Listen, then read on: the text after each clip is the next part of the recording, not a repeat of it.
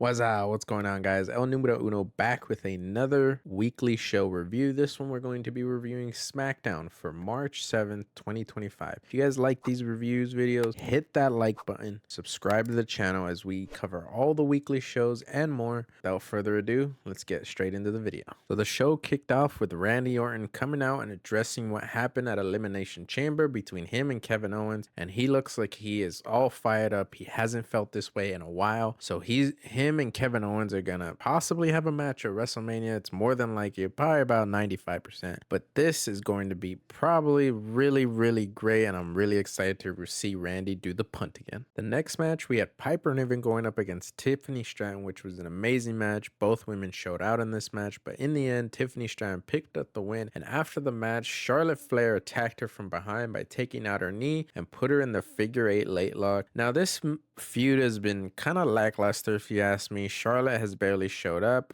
Granted, we still have a few weeks until Mania, so it could always change. But the match itself is probably gonna bang. We kind of expect this from Charlotte, and Tiffany's great in the ring, so I'm excited to see the match. I just really hope Tiffany still wins in the end. The next thing on the show, we had a triple threat between Los Garza, MCMG, and Pretty Deadly to determine who gonna be the new #1 contenders after the Street Profits face DIY for the tag team championships next week. So this was pretty fun. All these guys are great in the ring. They put on a phenomenal match, but in the end, Pretty Deadly snuck out of here with the win. I wasn't expecting them. I kind of expected somebody else, maybe MCMG, but nonetheless, they got the win, so I'm super excited. And yes, boys. The next thing on the show was the highlight of the entire show for not only me, but for a majority of people, and it was the phenomenal acting job between three women, that is Bianca Belair, Naomi, and Jade. Naomi and Bianca started off in the ring. Of course, Bianca wanted answers for what happened at Elimination Chamber and what's been going on with the attack of Jade in the recent months. So Bianca pretty much came out and said, I want answers. Naomi, you're going to give it to me. And Naomi tried to play it off and dodge the question, but in the end, she did reveal that she was the one that pushed and attacked Jade months ago. And I gotta admit, this was literally so good. The emotion from Bianca and Naomi were top tier. Hell, cinema worthy. Give them the Oscar now, you know what I'm saying? So this has been really enjoyable. Now, for my own prediction, I'm still going to say Bianca is behind this. I do not care. They're playing the long game. I am going to say to the end of time that Bianca is illustrating this because Naomi was technically right. Naomi was technically right. So I'm not going to exclude Bianca yet. But for now, it was confirmed that Naomi attacked Jade, and that led to Jade coming out and whooping that trick again and really putting her down. And I thought it was interesting that when she did her finisher, Naomi screamed Bianca when she was being hit. So maybe there's layers to this, I don't know, but I'm gonna hold my cards to that. But this was amazing. The next thing on the show, we had Solo Sikoa going up against the big train that is Braun Strowman, and this ended pretty quickly in a DQ where Jacob Fatu came out and these two brawled, and it ended up ending in Braun Strowman giving a chokeslam to Jacob Fatu onto some tables, and then Jacob Fatu got up after.